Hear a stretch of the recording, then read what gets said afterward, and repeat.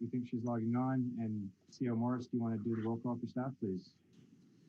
Yes, thank you, Mr. Chair. So we have a litany of staff here with us tonight. We have Ms. Miller, Mr. Dunlop, Mr. Manhire, Mr. Cheeseborough, Ms. Costello, Ms. Kazil, Ms. Bennett, and Mr. Granke.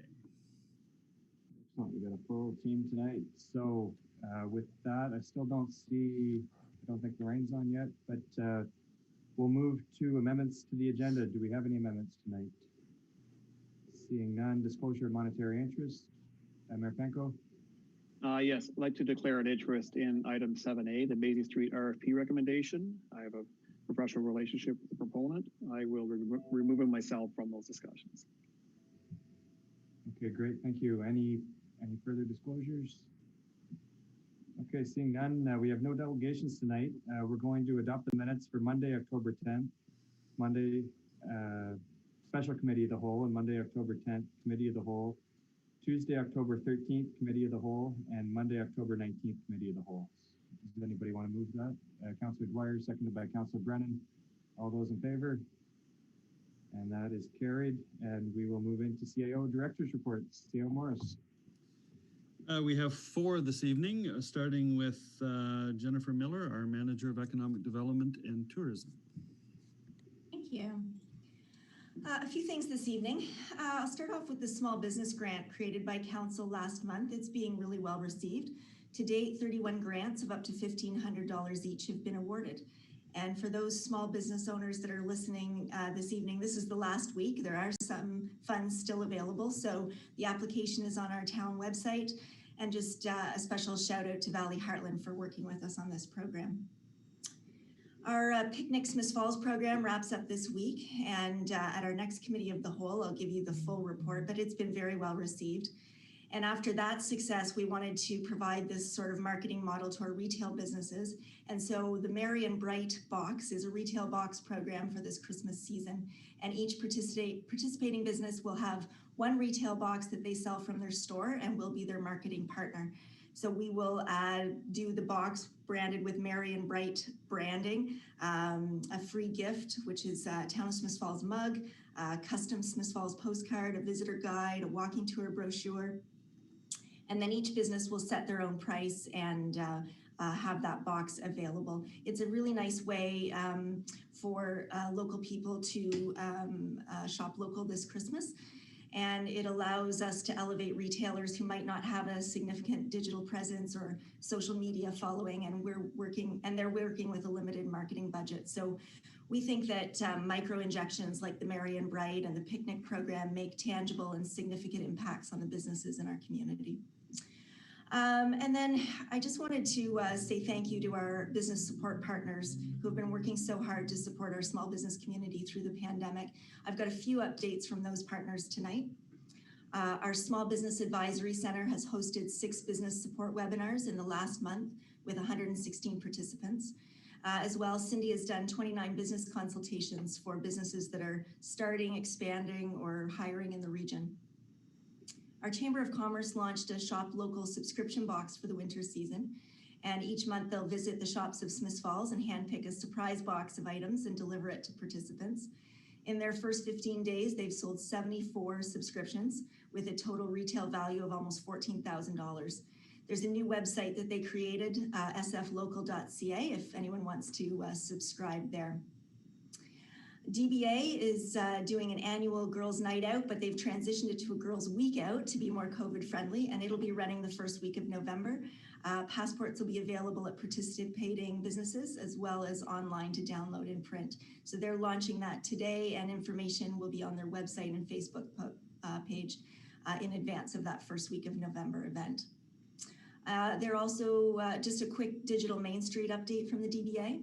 81 businesses have been contacted so far by the program coordinator, and there are already 7 approvals on that. So it goes without saying that this pandemic has been really hard on our business community, and I just wanted to take the opportunity to thank our partners for working so closely with us during this difficult time. Thank you. Great, thank you, Jennifer. Good news coming from our Economic Development Office. Councillor McKenna, do you have questions? Yes, thank you, Jennifer.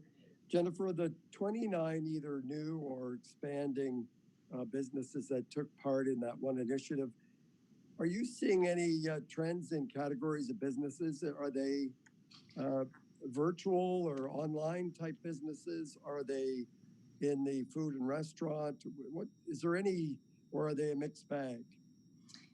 Thank you, Councillor McKenna. Through the chair, I can say that this Small Business Advisory Center let us know that the businesses that are opening in Smiths Falls are mainly retail, which is great news. We certainly are looking for new retailers, particularly in our newly renovated downtown. So that is the Smiths Falls trend that we are seeing right now. Thank you. It's interesting to watch to see those brave souls that are starting a new business in these times and what type of businesses are in. So I'm glad to hear it's retail. Thank you. Thank you. Thank you, Councillor McKenna. Any further questions, comments? Councillor Brennan. Thanks, Jen, for that. And I'm really pleased to see all those grants going out. 31, I think you said, and it's ending, I think, the 30th.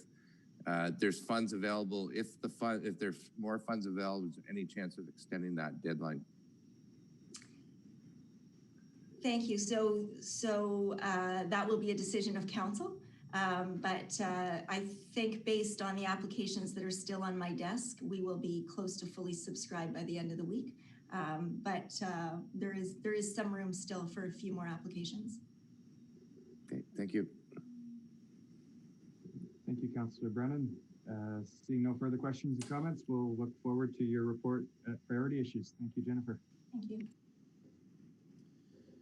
So next up, we have a report from Public Works and Utilities with Mr. Dunlop. Thank you, Mr. Chair. Just one update this evening regarding the Beckwith Street project. We had a very big day last Friday in the wonderful weather we had. We wrapped up the top lift paving on the main street. We followed that activity on Saturday with some line painting for the lane markings, essentially down the main corridor. We do have some markings that will remain for accessibility and some cycling stencils that still have to go down yet. Despite the weather, some progress today. We have been moving forward with the installation of you'll see the push buttons that are part of the accessibility upgrades at the intersections. Those are moving forward today. We managed to open up approximately 75% of the parking areas on the west side of the street as well. We did have to push concrete work ahead a day. The activities you're going to see Tuesday, Wednesday, Thursday are largely going to be some minor concrete work at the intersection of Russell Street. We have, of course, the interlocking program is going to be wrapping up, finishing at Russell Street as well, where we've got to do the corners on the bulb outs. There is some paving on the cycle tracks that is scheduled to go ahead Thursday. We look like we have a window for that Thursday. Key milestone on the project, we're looking at substantial completion being awarded on Friday.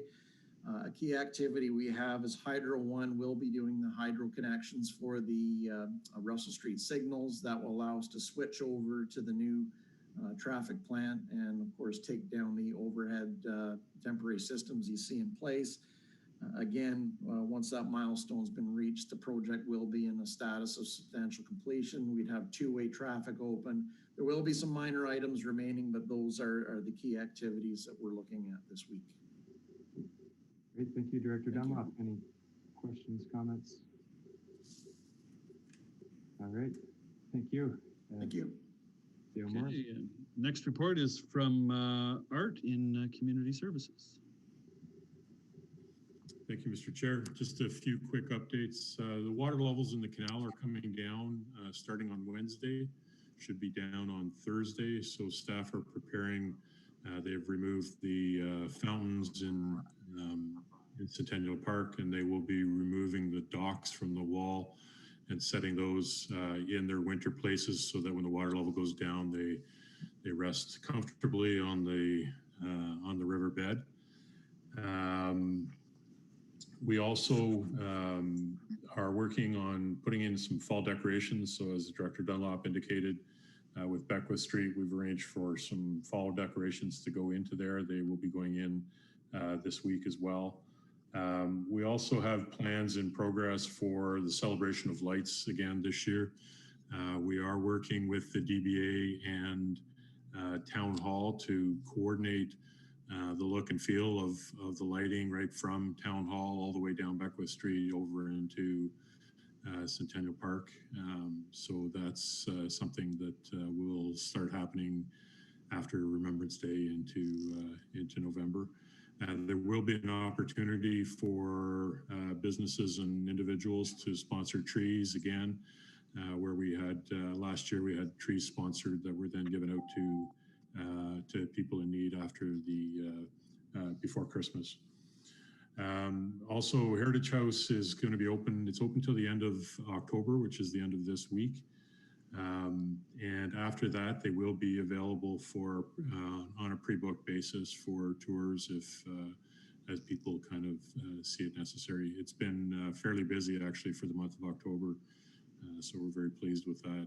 And but the month of October is coming up, and the month of November is rolling in. So we look forward to seeing it. Thank you. Great. Thanks, Director Manhire. Do we have any questions, comments on community services? All right, seeing none, CEO Morris. Yes, our fourth and final report is from Chief Cheeseborough. Thank you, Mr. Chair. I'm happy to provide the council with an update from our emergency control group meeting of last Thursday.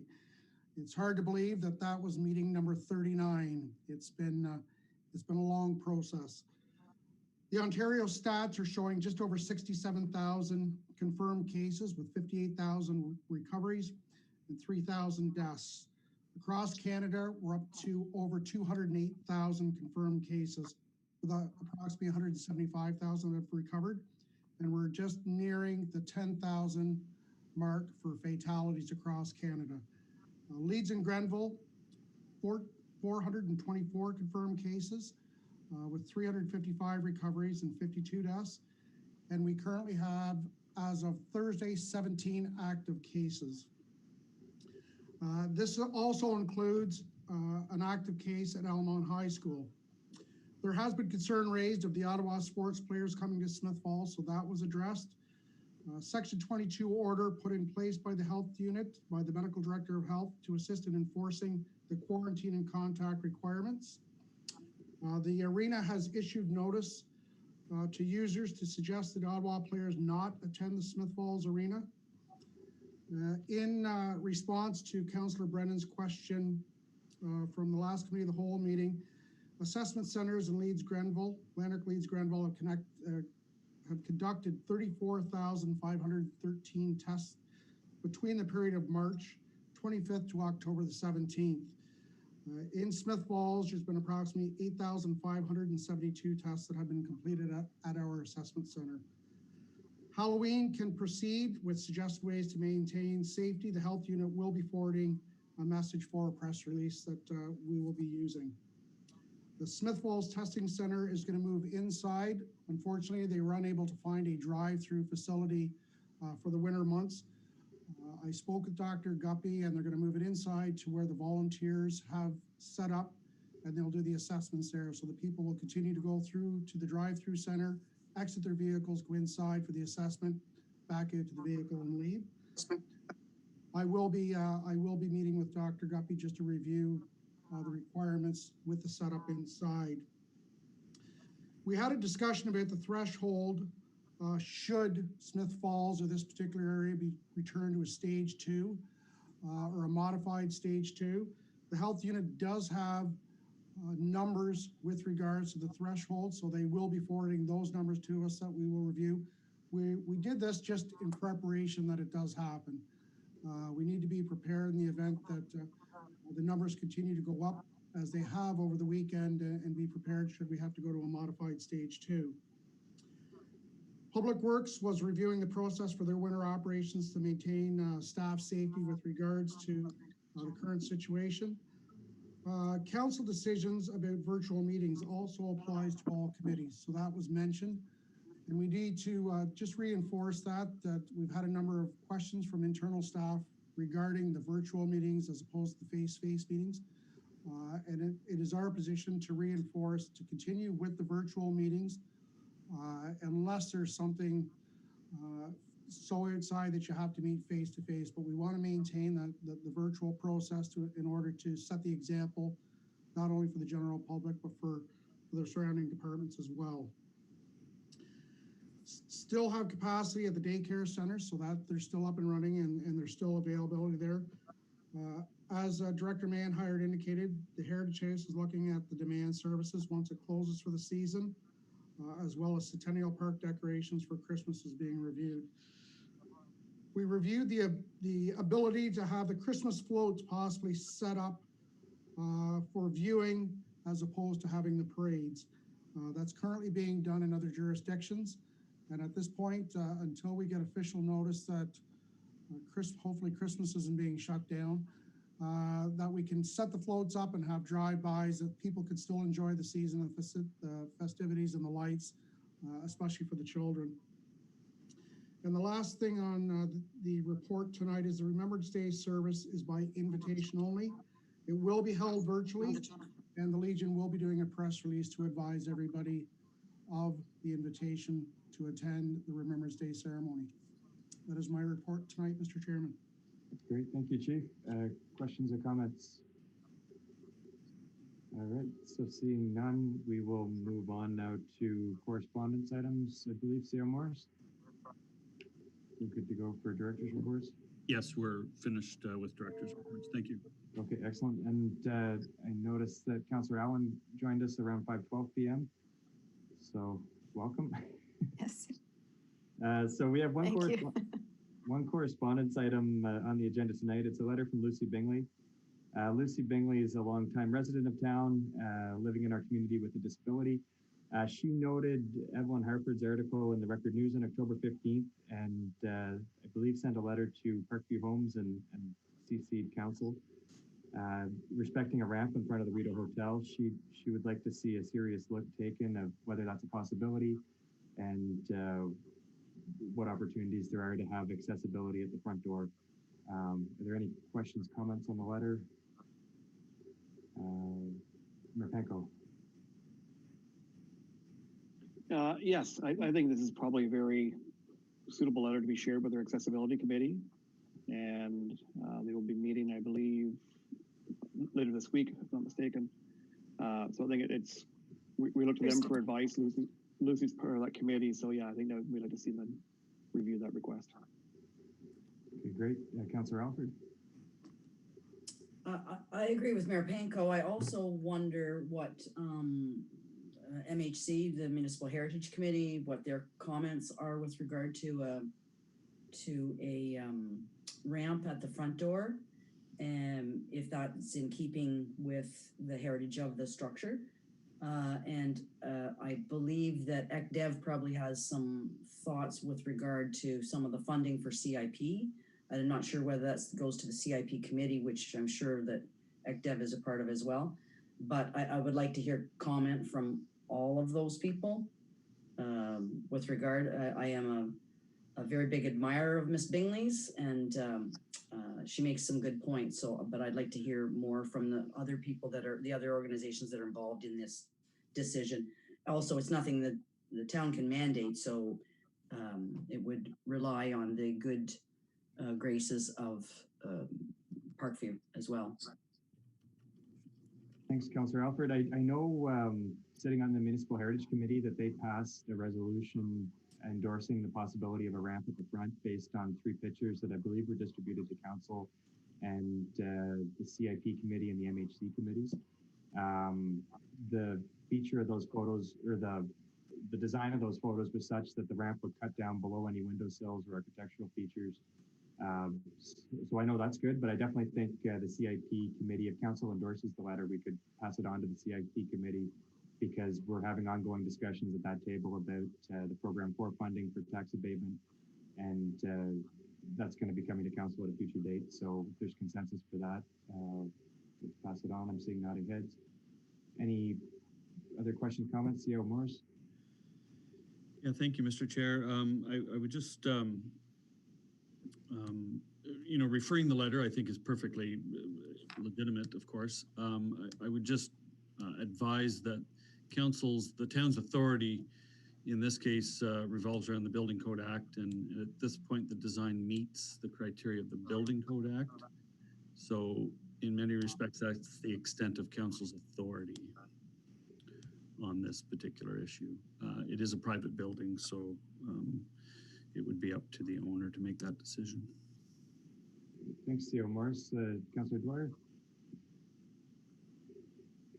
Thank you. I share Lucy's concerns with accessibility and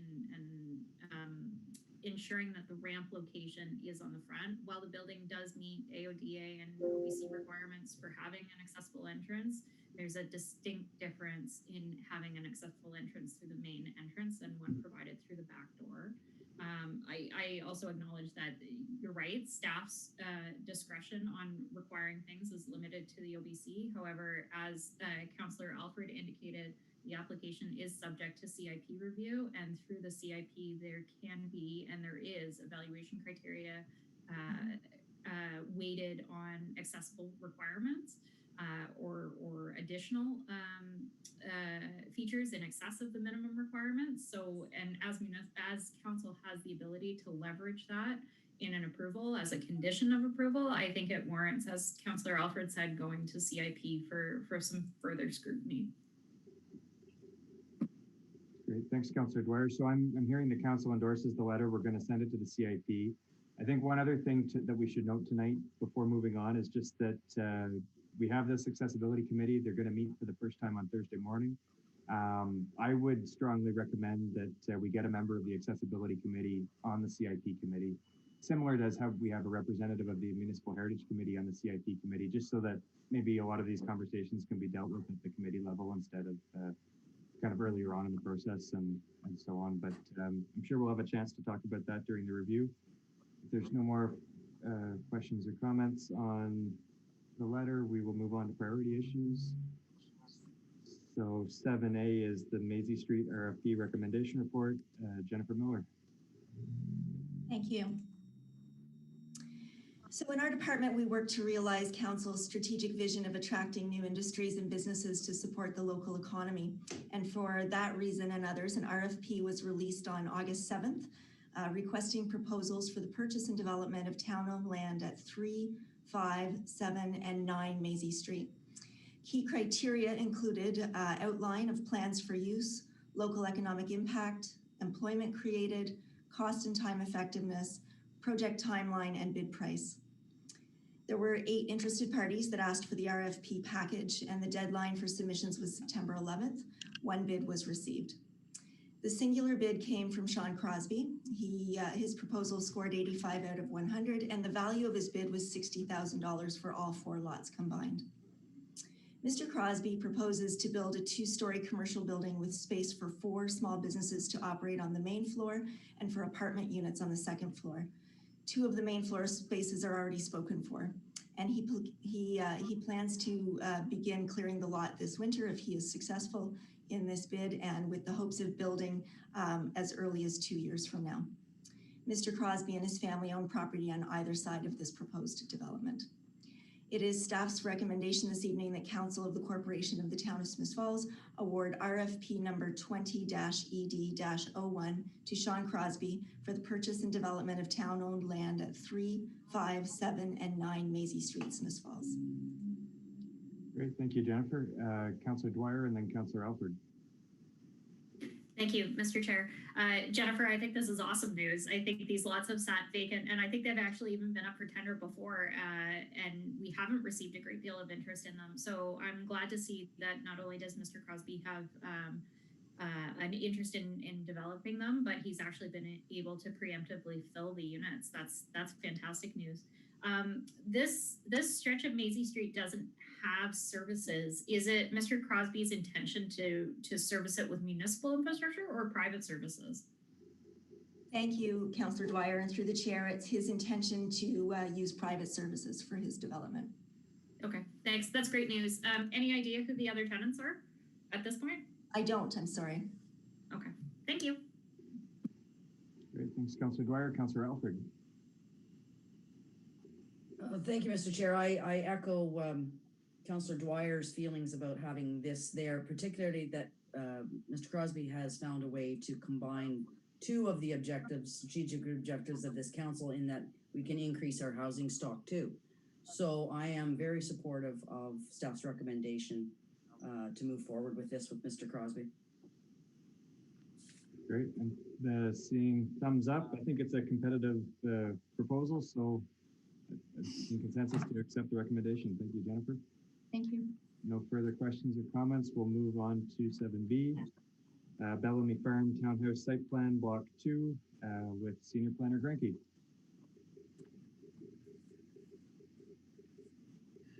Thank you, Mr. Chair. I'll make this one quite brief. At this point, council is being asked to approve a site plan application for one block in the Bellamy Farms Phase 1 subdivision. That's for a 4-unit single-story townhouse. So the details of this proposal are very similar to the ones that we've seen before, and this essentially completes that block. So I'll pause if there's any additional questions, but I think at this point the staff recommendation is to approve the site plan application. Okay, great, thank you, Carol. Any questions, comments, Councillor Dwyer? Thank you, Mr. Chair. Just one. Carl, can you confirm that this is indeed an end unit in the row of townhomes? Sorry, could you repeat that? I didn't catch that. Sure. Can you just confirm that this is an end unit at an intersection? I believe it's at Ferreira and Staples. Just give me a second here. While you search, the reason I'm asking is because the last time a corner unit or an end unit came up for municipal approval, one of the things that council had requested in the development was a continuation of the facade treatment from the front facade on the exterior lot wall. That's reflective of our community design principles in the official plan. So if this is indeed a corner unit at Ferreira and Staples, which I think it is, I couldn't quite tell from the site plan. I wondered if there's any opportunity or if it had been discussed about continuing the facade treatment as has been our precedent in the past. Senior Planner Greggy.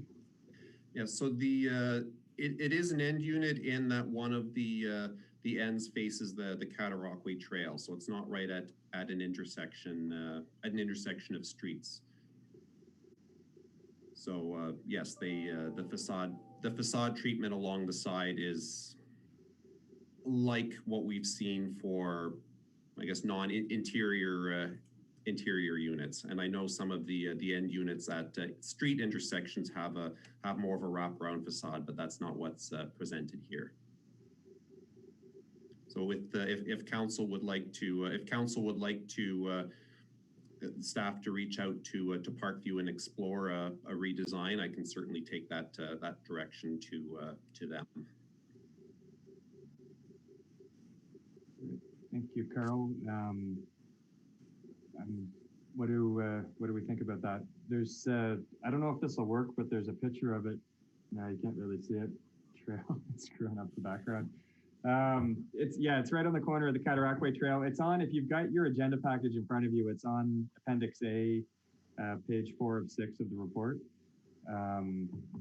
It's got the Cataraqui Trail on the side. I believe it's Ferreira in the front, and then the other corner goes into existing blocks that we've already approved.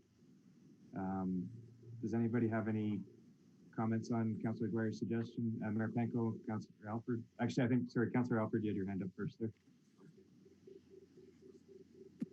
And we've required fencing along the Cataraqui Trail. Is that correct, Carl? That's correct.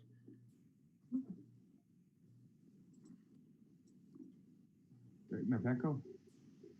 Now that was, my question was some form of buffering along the Cat Trail there.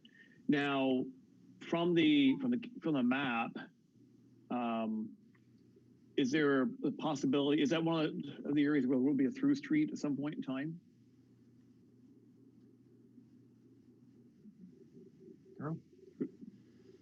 That has originally been contemplated earlier in the Bellamy Farms discussions, but the through street is not, to the best of my knowledge, it's not something that's forecast to be happening in the near medium term future, and it's not proposed to be extended to Lombard as part of the ongoing phase 2 discussions. Okay, thank you. I mean, ideally, it would be the preferred finish there would be the end unit design. I don't know if I'd want to bind Parkview to it based on the location, but obviously for pedestrians going through there, despite the fencing and buffering, it may still be visible, but it's not a big issue to me one way or the other. Councillor Dwyer? Thank you. Carl, can you just clarify what type of fencing it is? Are we doing like a split rail recreation type fence, or is it supposed to actually be like an opaque fence that actually screens the residential use from the adjacent public use?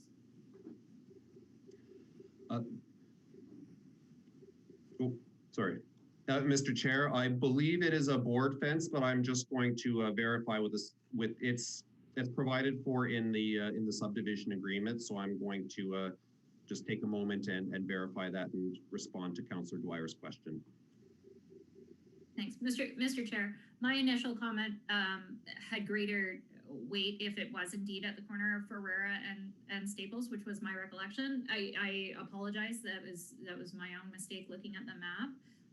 I mean, if there is indeed opaque fencing and you can't see the unit as you come into the community, notwithstanding the fact that that road connection isn't intended to be made immediately, I think long-term planning would indicate that that's going to be a primary gateway into the subdivision. So it would be nice to see some sort of fascia treatment, but if there's already a plan for a board fence, then it's kind of a moot point.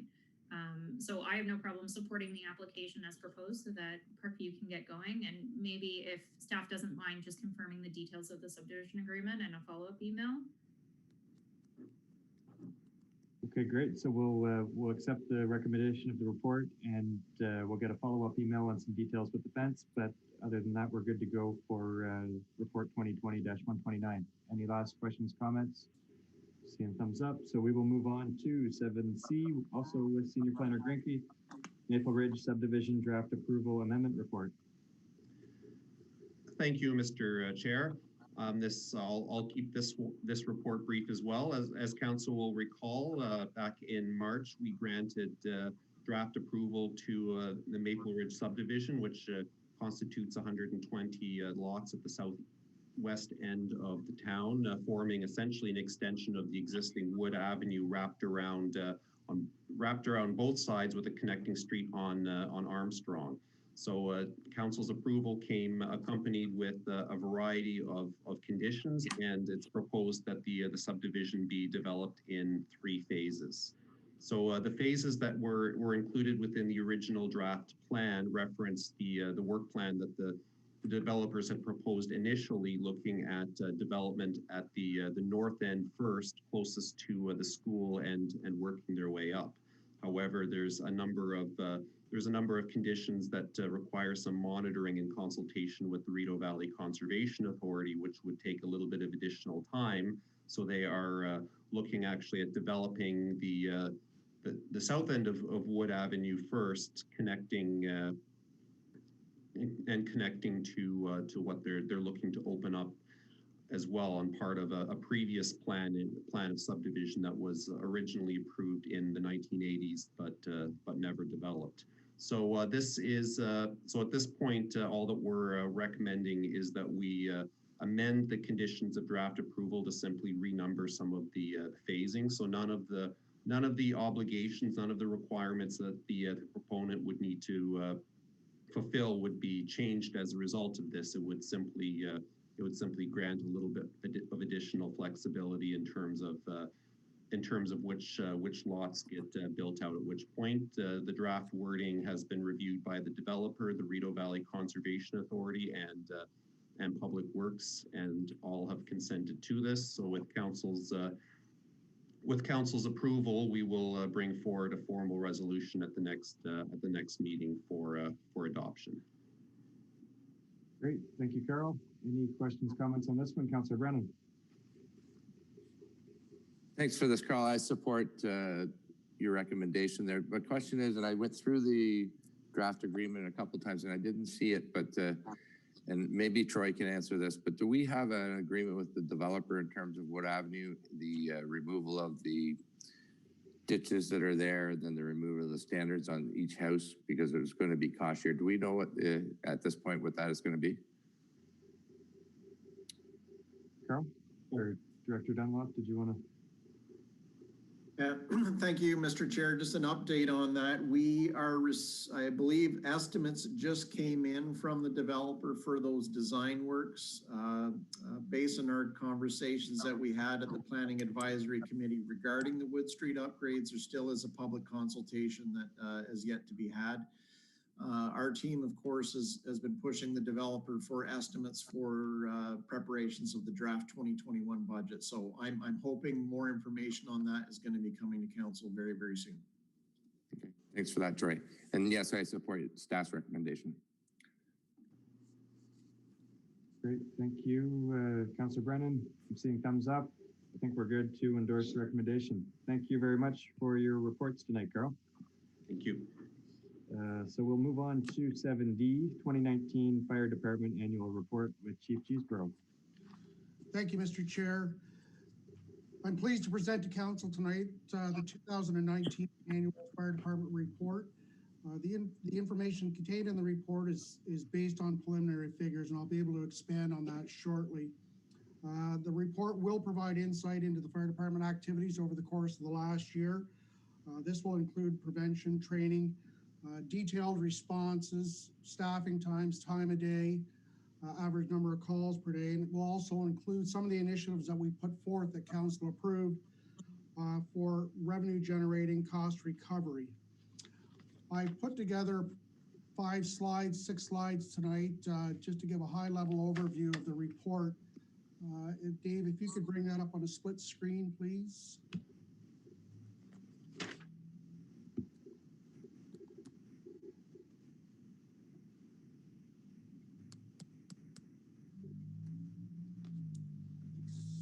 Next slide, please. So as indicated, the report is based on the preliminary statistics.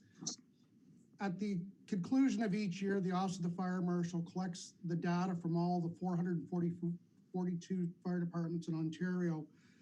They put it all together, they detail out the statistical information, and they send that back out to the departments for verification to ensure that all the calls have been captured correctly. Then usually June, July is when we get the final report from the Office of the Fire Marshal once all information has been confirmed. As a result of the pandemic, in discussions with the Deputy Fire Marshal of Ontario, they're only able to provide a preliminary report due to staffing issues. Staff were not permitted back in the office once the pandemic was declared at the OFM. And as well, there's been a number of fire departments experiencing some difficulty with regards to getting the information or verifying the information that was submitted. So on that front, they chose to withhold the final release of all the statistical information for Ontario.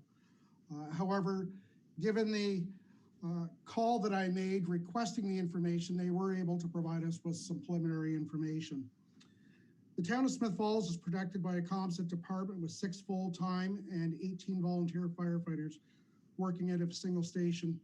The men and women of the department are a dedicated and skilled group of individuals that respond to a wide range of emergency calls, and I can't stress that enough. The pride and dedication that's displayed both by the volunteers and their career staff is outstanding. We're extremely fortunate for a small town to be able to have the people who wish to contribute back into the community and take the pride and joy in serving that community. And certainly I can tell you from the volunteer component, this is not done for financial reasons. It's done to be a part of their community and to give back. They're also members of the association, and they participate in a number of charitable events throughout the course of the year. MD being one of the largest ones, and unfortunately this year that had to be postponed. but they have done car washes, parades, and some more to the community. All that money that is raised by the volunteers is returned to those charities. In 2019, the fire department responded to 244 emergency and non-emergency fire calls. This represents an 8.9% increase over the previous year. The dollar loss due to structural fires is at $1,860,000. The majority of the dollar loss is attributed to a single event that took place earlier in the year. This single response has resulted in the largest extended investigation in the history of Smith Falls. And when I say the largest investigation, that's from a staffing standpoint, from a manpower, from the time that's invested into this. As a small full-time ComStat department, this involved many agencies. And certainly that investigation is ongoing, and we're working in conjunction with the Office of the Fire Marshal to bring that to a resolution. Our communications center dispatched 1,663 calls for 2019, which works out to approximately 4.6 calls per day. But it has dropped 10.75% from the previous year. 2019 witnessed the first public CPR and defibrillator course, which was held at the Smith Falls Arena. And a real highlight for the year that has not been done in any jurisdiction that I'm aware of previously. The time for the instructors was donated 100%. Equipment was donated. We had approximately 50 to 60 people sign up and attend the course, which was sponsored by the fire department. And certainly this provides another level of instruction and knowledge and skill for the general public, especially we have the public access defibrillators out there. Now people are aware of what to do when an emergency takes place, and early intervention is the key. Next page, please. As indicated, this is a breakdown of the calls through Lanark County that was dispatched. And again, there was a 10.75% reduction over the course of 2018, and for no particular reason.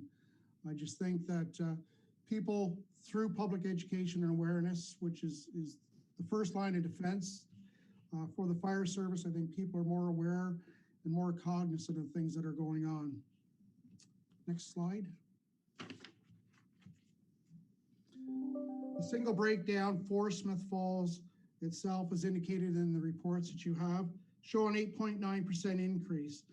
And we certainly expect that potentially going forward in 2021 and 2022, that there will be an increase in medical responses. We are in the process of finalizing the final component, which is the instruction for the firefighters in the 40-hour course to be able to do a tiered response with the county. Next page, please. As indicated, we talked about the number of calls that are received on a daily basis and the number of outgoing calls, and we've seen a 37% increase. A lot of these calls are not only emergency related, but they're for information. People are calling about smoke alarms, they're calling about carbon monoxide alarms, they're calling about inspections with regards to real estate and sales of properties. And we're seeing as the municipality grows in size, that we're certainly seeing an increase in the number of calls that we're receiving and the number of calls that we're putting back out. Next slide, please.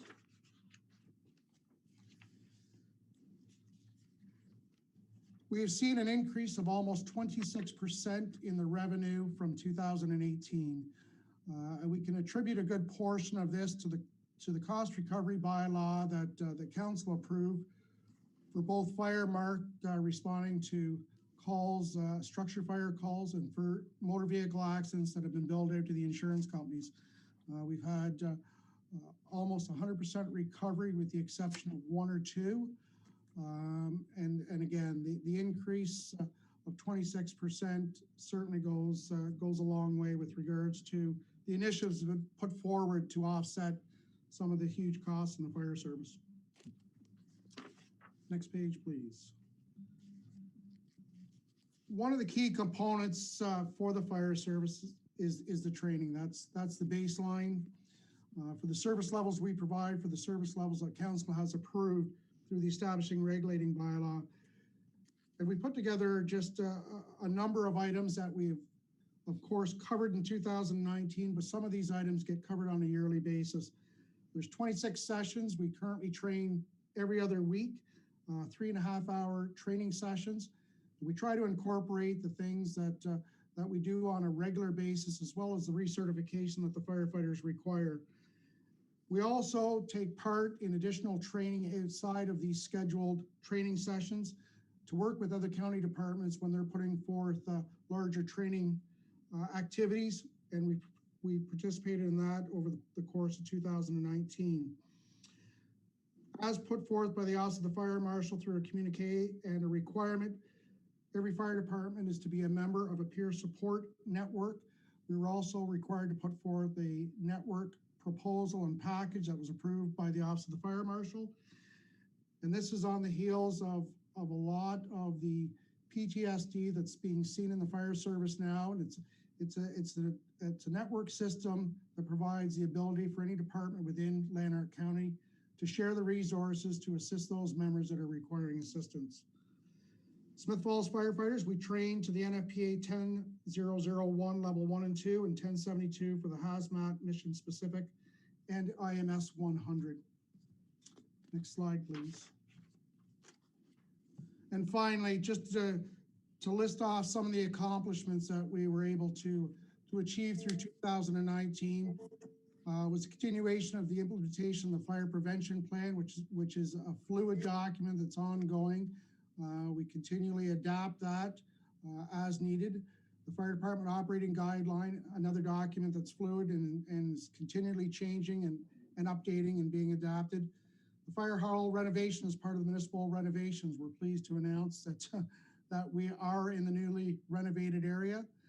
The creation of the SCBA maintenance room was completed.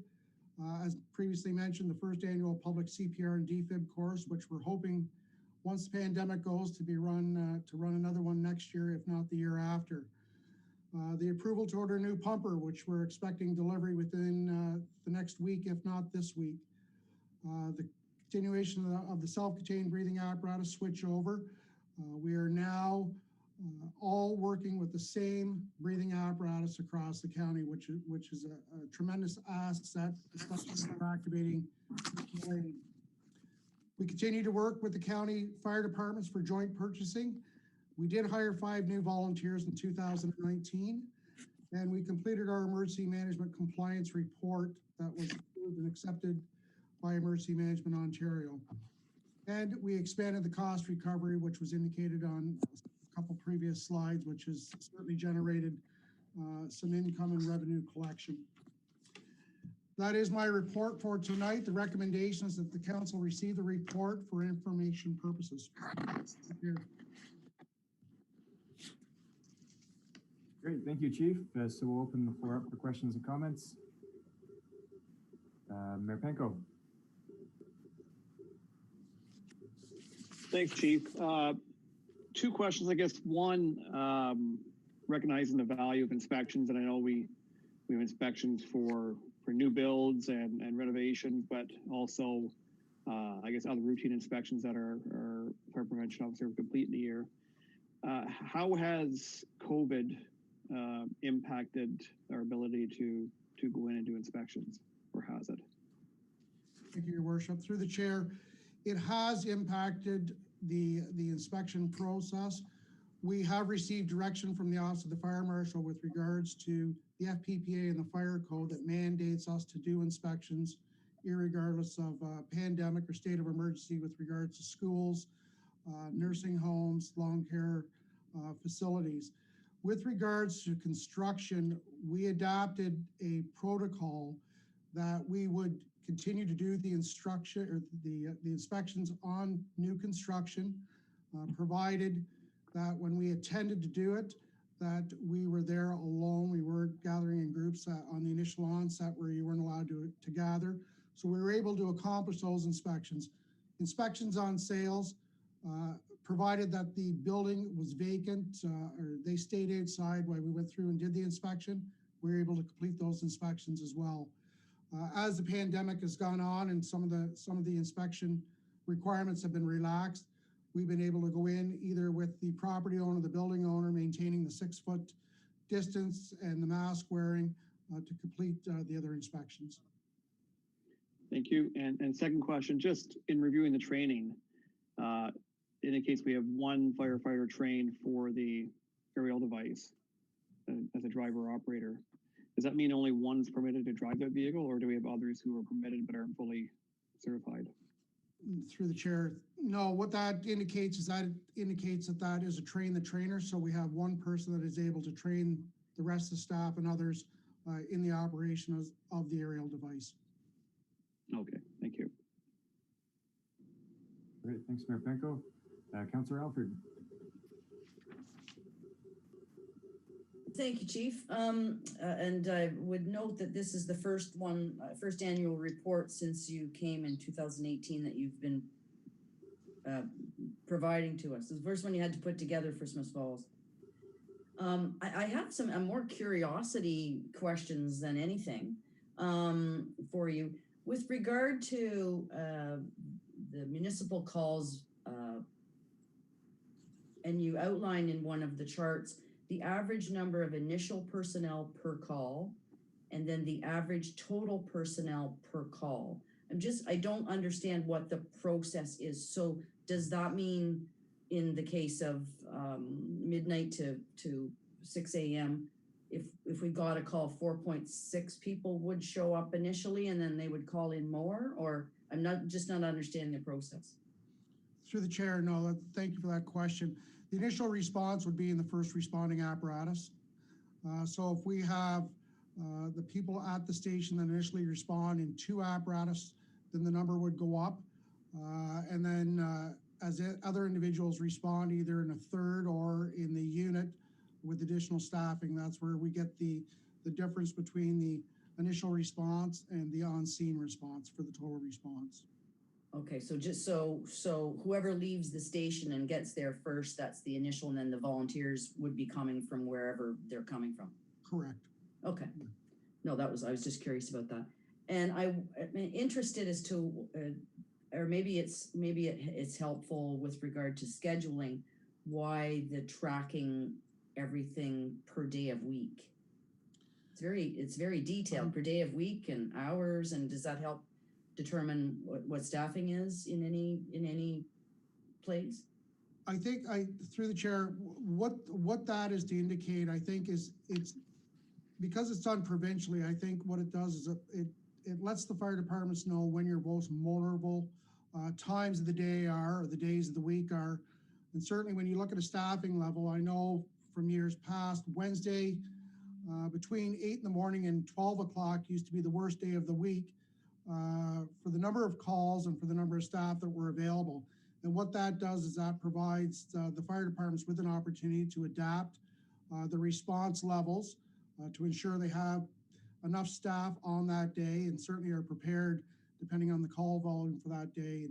And in going through the report, you'll see that the highest number of calls that we have are usually going into the late evening up to midnight is when the call volume for our department usually is the highest. And just one more, if you don't mind, Chief and Mr. Chair. False calls, false fire calls, and false calls. You've done a really great job with Firemark to recoup some of the revenue from insurance companies on motor vehicle accidents. False calls, if they're repeatedly, is there some mechanism by which if they aren't getting their fire alarm fixed or monitored or maintained, and we keep incurring the same false calls from the same place, is there some mechanism in place to address that from a revenue standpoint?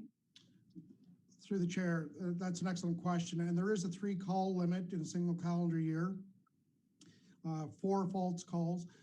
What we've run into over the past few months is we've been in touch with property owners who have incurred a number of calls that are, I won't say false, but are malicious. and the alarms being pulled deliberately as opposed to, just the alarms activating for no apparent reason. But we have informed those property owners that have had 2 calls, nuisance alarms, they can be stated as, is that upon the 3rd one in a calendar year, you will be charged the cost of the vehicle responsing and the staff responsing. So it's certainly incumbent upon them to get a technician in and review what the problem is, and we'll gladly work with them. We offer our services to do that. The problem we're having right now is a particular call that seems to be a deliberate fire call for no apparent reason, and that's gone from pulling a pull station to setting a small fire in a hallway to starting one outside. So we've involved the town police, and this is a situation that we continue to monitor, and we're trying to work with the property owner to offer them some suggestions to resolve this current issue. Thank you, Chief. Councillor Brennan. Thanks, Chief, and this is a great report, and I want to congratulate you and the fire department. I think the town of Smith Falls is being very, very well served. First of all, I'm really impressed with the CPR clinic with 50 or 60 people, with the number of CPR machines that are around town now. That's probably going to save a life, and that's just great. The other thing is the decrease in calls. Well, that's, as I've learned over the years, is a direct result of the first line of defense, which is education. And I see here in your report, you've reached 3,800 people face-to-face on fire prevention. So that's what it's all about, as I have learned. And also, finally, the revenues that you're able to bring in with the call center and with our agreement with Lanark. So I think we're very, very well served and well protected. So I want to thank you and the department for all their work. Thanks, Councillor Brennan. Councillor Alford, do you have another? Again, in your chief, in your first page, the structural fire that's resulted in the largest extended investigation in Smith Falls history and involving multiple agencies. Is that investigation, because I'm assuming we're burning our resources this entire time in this investigation, is that going to wrap up, or do we have an idea of when that investigation will be over, Chief? Through the chair, we are anticipating a resolution to this investigation before the end of the year. The staffing resources that are being deployed to that investigation at this point in time are just reviewing documentation and ensuring that everything is correct and up to date. But we're extremely hopeful, if not within the next month, by the end of the year, that we have a resolution to this. Thank you. Thanks, Councillor Alford. Any other questions, comments before we move on? All right, seeing none. Chief, I had one question on the public education activities.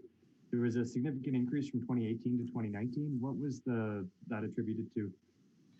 Mr. Chair, that was attributed to going out to the businesses. We opened it up to the businesses and brought the businesses to the fire hall.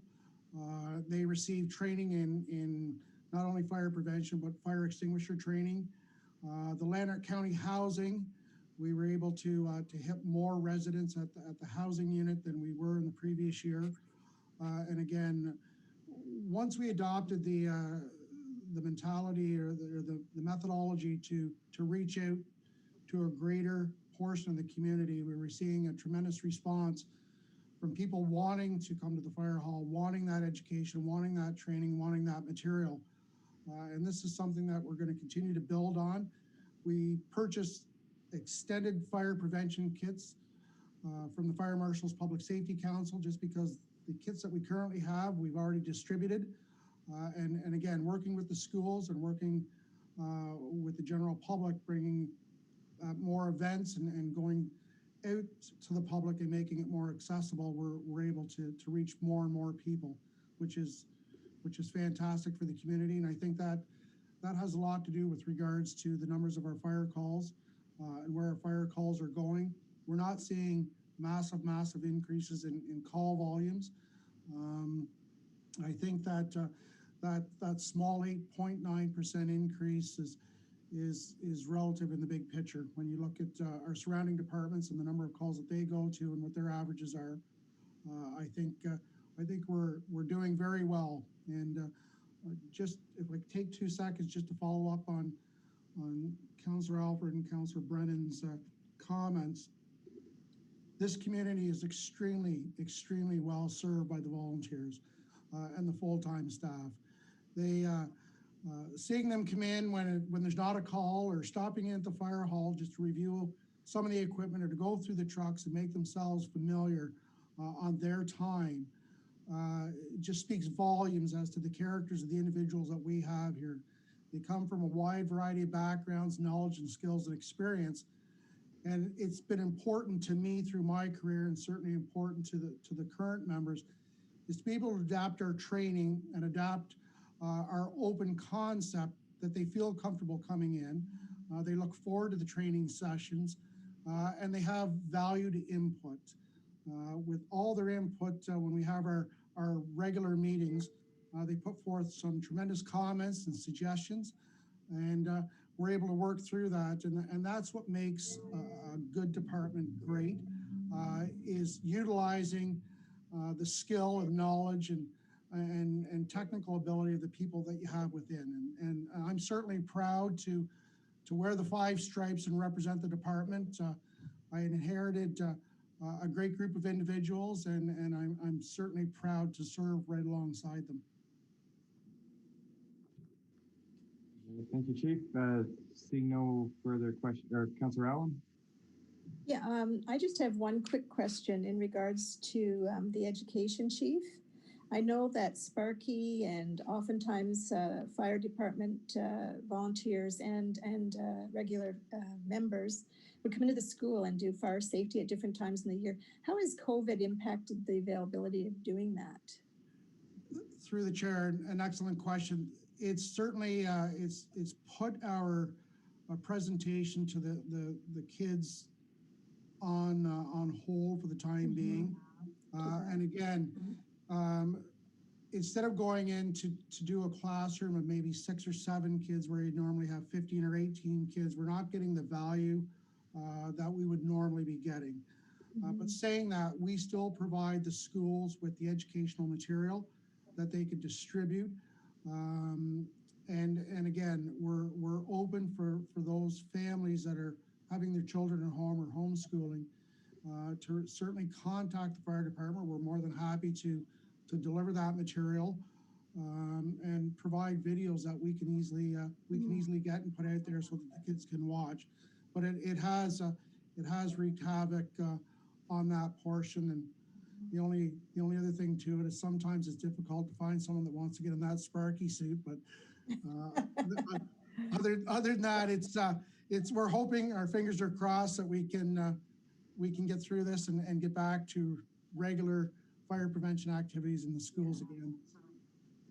Well, thank you for the good work you do. Thank you. All right, thank you, Chief. So that concludes our 2019 report. Thank you for bringing it to count to this committee of the whole. And if there are no further questions, we'll move on to 7E. So 7E is committee, council and committee meeting format report with Director Costello. Thank you. I feel like Chief Cheeseborough did my report for me during his director's report. Just following up with council for a monthly update on our virtual meeting format. The recommendation coming forward this evening is that we maintain status quo with having our virtual meeting format for another month, with another report coming forward November 23rd. This recommendation is made based on the number of cases and the cases increasing in our area. I leave that to council to discuss and give staff direction. Thanks, Director Costello. We've got Councillor Brennan, then Councillor McKenna. Yeah, regretfully, I support staff's recommendation. I've just got a press release. There's 13 cases as of today, new cases. So we got to keep the pedal to the metal. And I think that the other part of this is that this is very accessible to the public. And also the committee meetings are accessible to the public as well. I know Councillor Alford and I are planning and on the Airport Commission, that's posted on the website. I'm at a traffic advisory committee tomorrow and anybody can watch it. So it provides a great transparency and accessibility. So let's talk about it next month. Thanks, Councillor Brennan. Councillor McKenna. Thank you, Director Costello. I'm supporting staff recommendations, certainly. I just wonder if coming back in November is too soon. We may, rather than ask you to do another report, I wonder if council would be interested to say we would ask for a staff report in January. And it doesn't look like the situation's going to dramatically improve over the next couple of months, and asking you to keep coming back each month. I know that was our initial request because we were heading into the summer and we were hoping that maybe we could swing back to face-to-face meetings. So I'm just wondering if my colleagues would be, we should just ask staff to come back in January with a report. Thanks, Councillor McKenna. I'm seeing nodding heads on that recommendation. Mayor Panko, did you have a response? Yeah, I agree completely. Okay, so we'll revisit this in January. Are there any other questions, comments? Okay, I've got one, Director Costello. We had a question from the Municipal Heritage Committee last week that they're working on a heritage scavenger hunt for the downtown and get kids out, and it seemed like a good socially distant activity. But they wanted to do a working group meeting where they, two people would get together and just socially distant work on it. Is that something that would be, what would staff's position on that kind of a thing be? And does that need to be addressed with something like this? So that was asked to me. Senior Planner Grenke brought that to my attention last week. And given that council and all committees are still meeting virtually, my recommendation was that it be held virtually in compliance with the bylaw that was passed. Okay, Councillor Alford. Yeah, I have had working group meetings in the DBA. We might be, there might be two of us in Victoria Park. If this was a working group subcommittee or a working group from that committee, I don't know that that's necessary to have those ones virtually, is it? Is that what you're talking about, Councillor McGuire? Yeah, so Councillor Alford, these meetings are, they're not with quorum, so they don't need to be public. They don't have a staff component to them. It's just 2 or 3 volunteers that are looking to get together and deal with some of that stuff that's difficult to do online in a socially distant setting. So, yeah, I personally don't see that as Ms. Costello may say different, but I don't see that as part of what's governed here by the bylaw we passed. It's not a committee meeting, it's a working group. You could have it at a cafe outside, and I have when we're working on small micro projects that the information goes back to the committee meeting at some point. But for a working group, I don't know that it's necessary to have that virtually. Councillor Allen, did you have your hand up there? Yeah, I agree with Councillor Alford. And the other thing is sometimes we don't have the availability of staff to organize the Zoom. But most important, this particular work group wants to walk around together. So again, so easy to social distance, and they can do a lot of their chatting in that manner. And then when they meet, it's easy when 2 or 3 people, they can sit 2 meters apart. So I agree. I think these small working groups can abide by the 2-meter rule and still get some work done. Thanks, Councillor Allen. So myself, Councillor Alford, Councillor Allen are in favor of allowing working groups to meet in person. Is there anyone else to get consensus for this? Councillor Brennan? Yeah, I'm not in favor of it. It's just at this time, we need to set an example, and So I won't be in a working group, I'll tell you that. Thanks, Councillor Brennan. Director Costello, did you have something to say? Just a reminder that, you could call it a subgroup or a working group, but it's still a group that's from a committee of council. So in my opinion, it was told to me that it was a subcommittee, and whether it's a subcommittee or the committee, council's bylaws that they meet virtually. That's where my recommendation came from. Okay, thanks, Director Costello. Councillor McKenna. Yeah, I think we need to be consistent with our messaging and meetings. If one of the committees of council has directed two people to go and work on another issue, then that's work of the committee. If two people get together on their own and they talk about committee business, but it's not sanctioned by the committee, then that's two people saying, how could we do this differently? You know, they aren't getting direction from the committee. So as long as it's not, I think we have to be consistent across the board, council, our committees, and if those committees sanction work groups to do work for them, then they should be meeting by phone or, but not face to face. And the only distinction I would have, if two members of a group get together on their own, then it's not sanctioned by, and they talk about it, there's nothing you can do to stop that.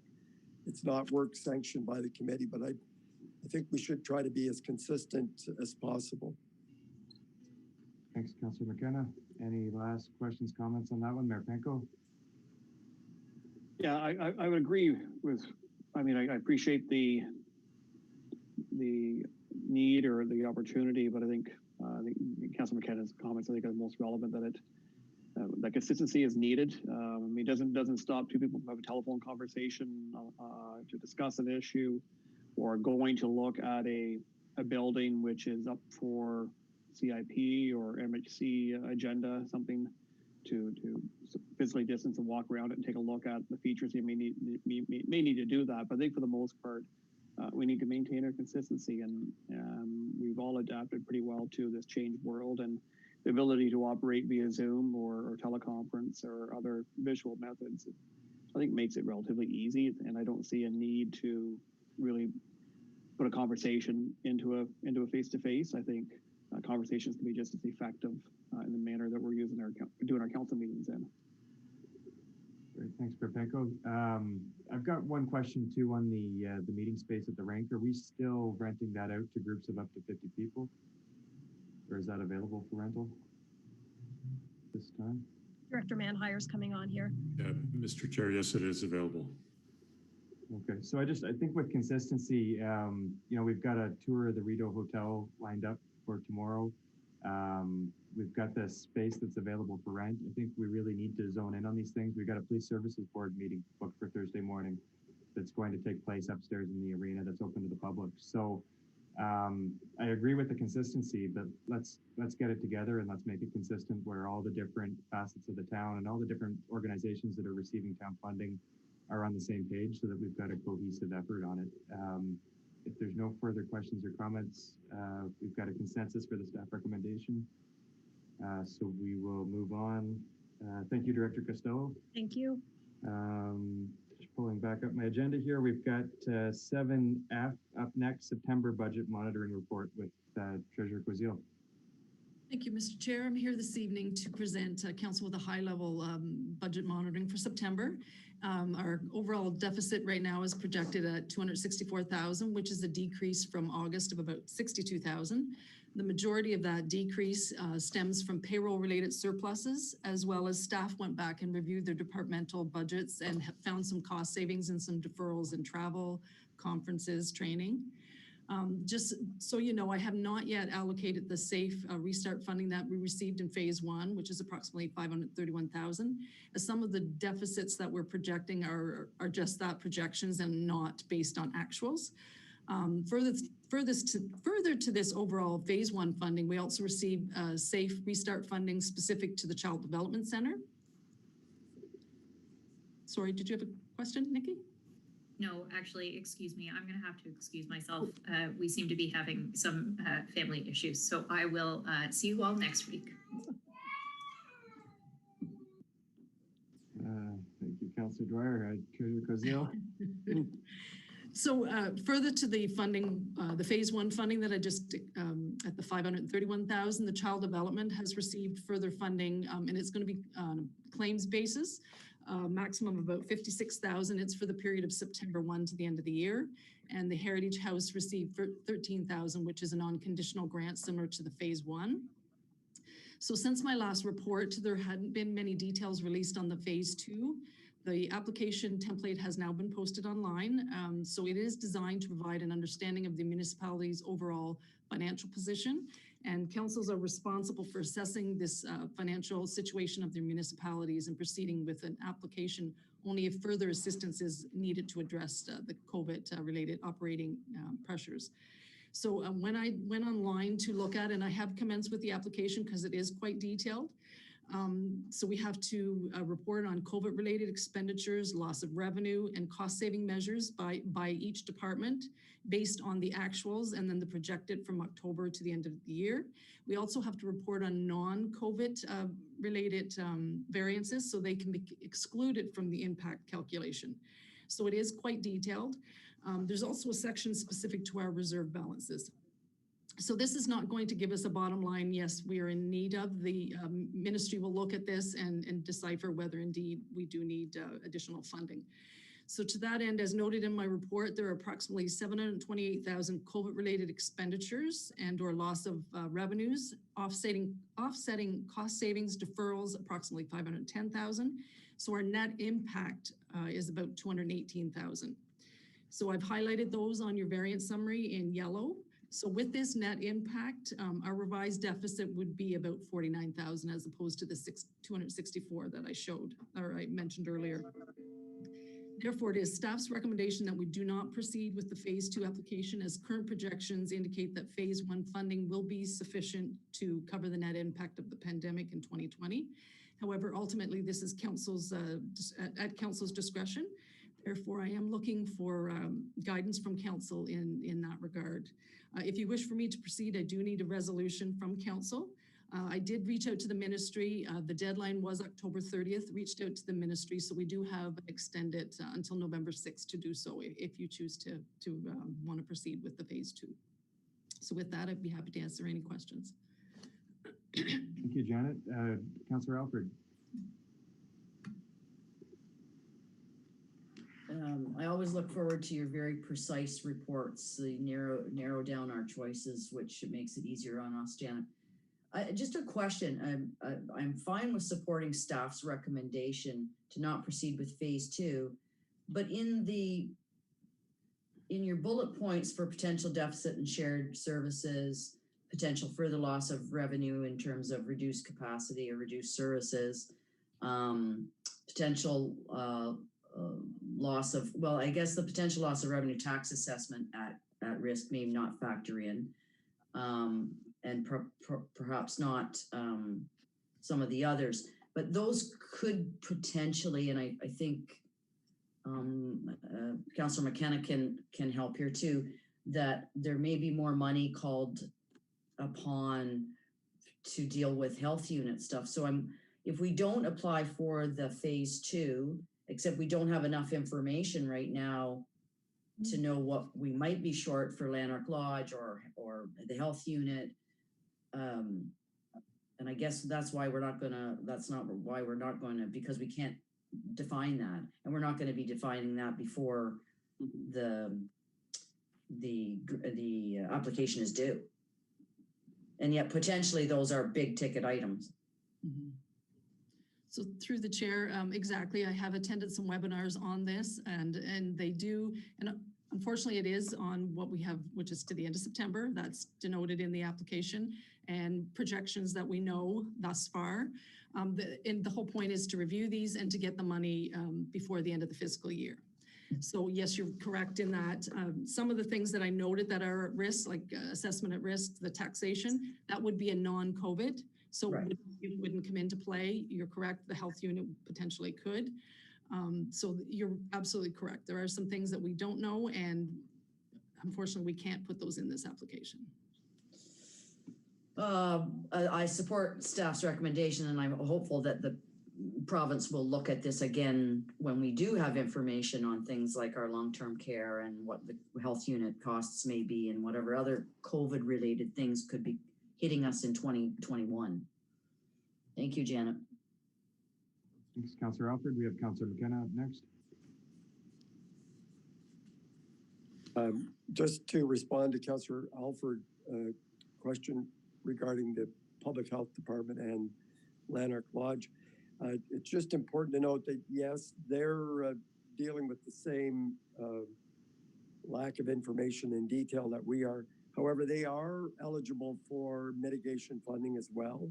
So in the perfect world, they would have their mitigation funding and they know exactly what their shortfall is, and then they would let us know, and it may be a lot less. They're going to get some funding. They don't have all the details yet, so it's possible that it may not be as. So they're not just sitting there accumulating a deficit. They're working hard, doing what municipalities are doing. So in the perfect world, we would know all that before we finalize ours, but it may not work in that sequence. Having said that, I did have a question. Janet, would you know, or do we have enough information on what the ministry has shared so far on that 157,000 in revenue that we would have earned from tax arrears interest? Would the ministry, do you know, look at that and say we were trying to mitigate the impact on the community of Smiths Falls by doing that. However, do we know that could be is it direct enough to be eligible for to be considered as a COVID-related cost? Where the ministry might say, well, you had that revenue, you should have taken it, and you decided not to, and you didn't buy masks and things like that with that money. So I just wondered, do we know enough about the details of the phase 2 funding that would indeed be a legitimate cost? I hope I've made myself clear. Yes. So that has been talked about from numerous municipalities that attended the webinars, and it is considered a COVID, even though it was council that chose to do that for our residents. It's still considered in the impact of the COVID funding. So that has been denoted on the variant summary that I had in yellow. So it's part of that net impact of 218. So at this point, with the information I have, I will take your advice on just not going after stage 2 or step 2, that stage 2 funding at this point, this is our window. We have to decide the next week. But the information I have, you'd always like to have all the answers. They're not going to come. So I'm going to take your advice and support staff recommendation. Councillor McKenna, Councillor Brennan. Yeah, thanks, Janet, and I will, I'll agree with that, and I think that really, you've done an amazing job. I mean, we got 500K, and from what I understand, that's just based on population, so it was just put out to us, and we've been able to manage thus far. I think the stage 2, the deadline's pretty tight, given the evolving situation that we all find ourselves in. I think all 440 municipalities in Ontario find themselves in the same boat. So we don't know how it's coming down the road. I would make a bold prediction that there'll be stage 3, and I think the province will be with us, as things evolve. Hopefully they evolve in a good way. But you've done a great job, and there's nothing really to apply for, in my view, and for stage 2, because we've got it covered. And Councillor McKenna makes a good point about the penalties that we've foregone, but that's covered in the 500 that we got. So great job for sure. Thank you.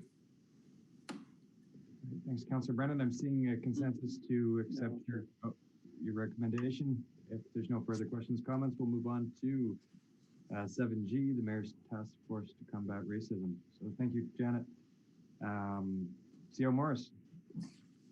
Thank you, Mr. Chair. I'm happy to recommend this evening a draft terms of reference for a racism and discrimination task force.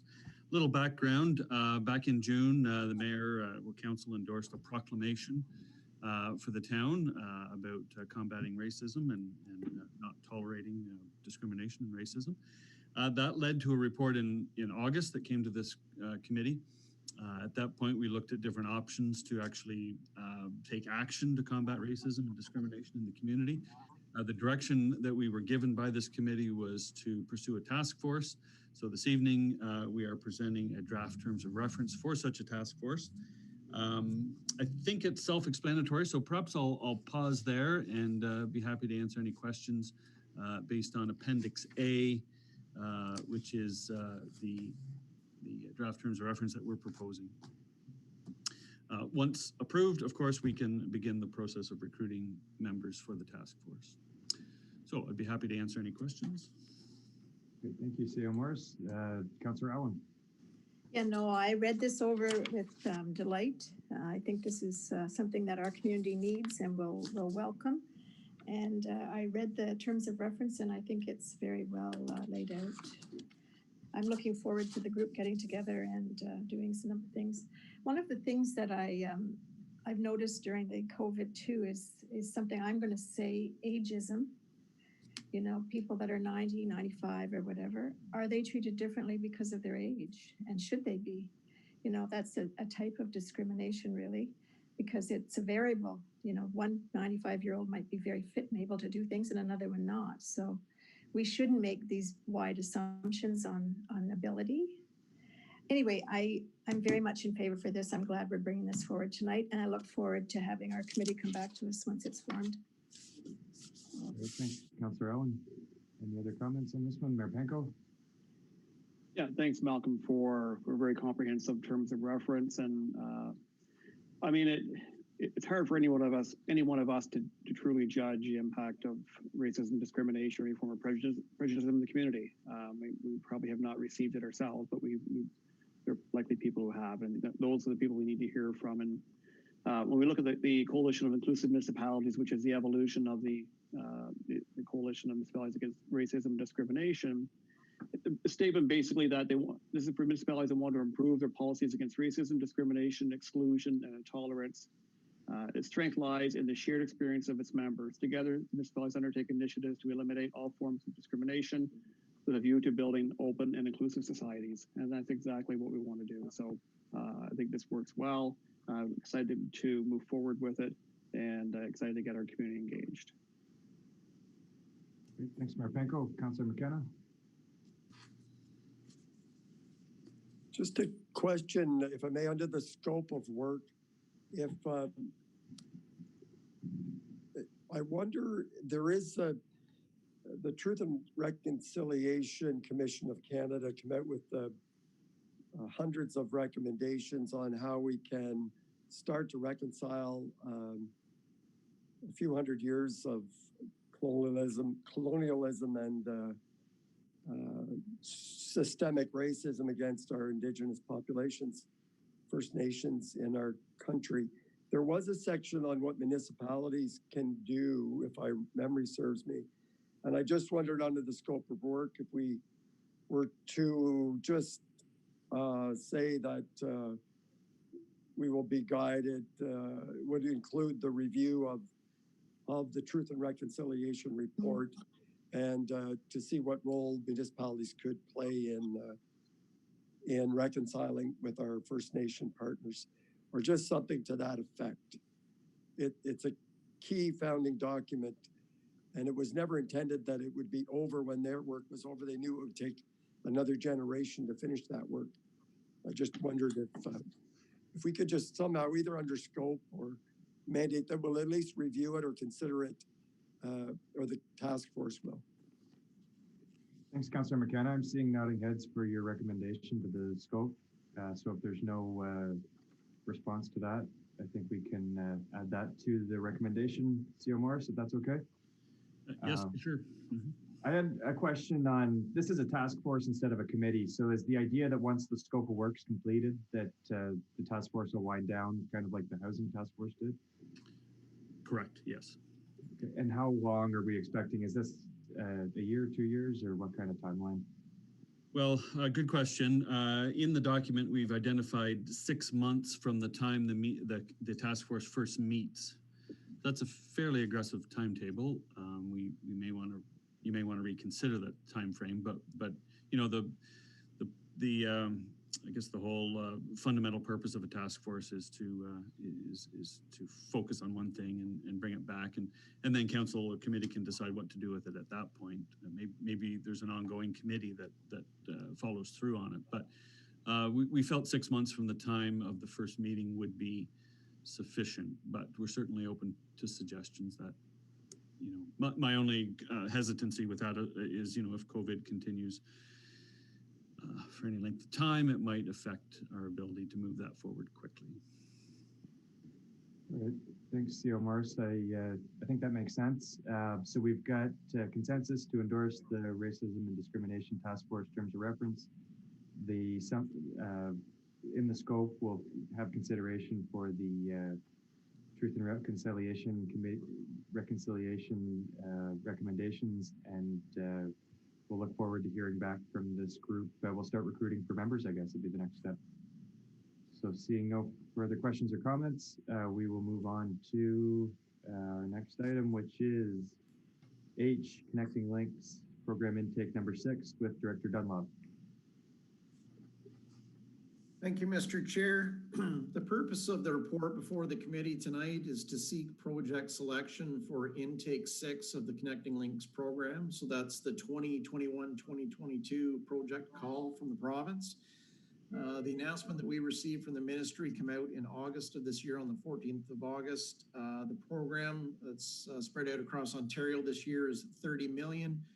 And that, of course, supports over 350 kilometers of connecting link roads in the province, and also 70 bridges province-wide as well. Unlike other grant programs, this has a narrower pool, and there are 77 municipalities that are eligible. Other highlights of the grant program this round: 90% funding of eligible works. 3 million is the maximum project for roads. 5 million, which is a new figure, is the maximum allowable grant for bridges. All projects under the program have to be substantially complete by the end of December 2023. Final reporting would follow March 8th of 2024. We brought forward the report to council this evening with some recommendations. The application is due on November 6th of this year. 2 projects that do fit in terms of the timelines of this program that could be considered would be the Lombard-Abbott intersection at an eligible value of overall eligible value of 600,000, or the Beckwith Phase 2, which has eligible components that total approximately 2.1 million, as identified in the report. I'd like to mention and remind council, we have 2 active grants with the ministry right now under Phase 4 for the current construction that's wrapping up. We received 2.1 million in funding. We also received 98,000 in funding under Intake 5. The staff recommendation before council tonight is to move forward with the application for Beckwith Street Phase 2 construction. That carries an eligible price tag of, again, Connecting Links eligible works of 2,105,964. That translates into a grant of $1,895,367. So the town's commitment, should that grant be awarded, would be 210,597. So with that, if there's any questions, I can answer them for the committee. Okay, thanks, Director Dunlop. I think this represents a very successful strategy that we've been going through under your leadership. Is there any questions or comments on the recommendation? Councillor Allen? Councillor Allen? No, just that I'm happy to support staff recommendation. Look forward to finishing that street. It'd be great. Great. Councillor Alford? Yeah, to use one of Councillor Brennan's expressions, this is a no-brainer. We need to finish what we started. So far, Director Dunlop has guided us the right path every step of the way along this project. So I am supportive of staff's recommendation. Great, thanks, Councillor Alfred. Mayor Penko. Yeah, I agree. I mean, it was federal provincial funding contributed about 65% of phase one. And this is obviously a key element in supporting phase two. So I support the staff recommendation. All right. So with no further questions or comments, I think you've got your direction, Director Dunlop. And with that, all right, thank you, and good luck. We've got no in-camera issues tonight, so I'll take a motion to adjourn. Councillor Brennan, so if there's consensus to adjourn, I see nodding heads. We can finish up at 6:38 this evening. I'd just like to thank our Deputy Clerk, Nadine Bennett, for helping me get ready for these meetings and making sure, as chair for the month of October, that we were able to do the video conferences slowly or successfully. And a thanks to Dave too. So I'm looking forward to moving back off the hot seat for November, and I think Councillor McKenna is chair. So thank you. Good job. Good job. Good job. Can we just get a seconder to your motion for the adjournment? You had I think we had Councillor Allen had her hand up. Thank you. Have a good one.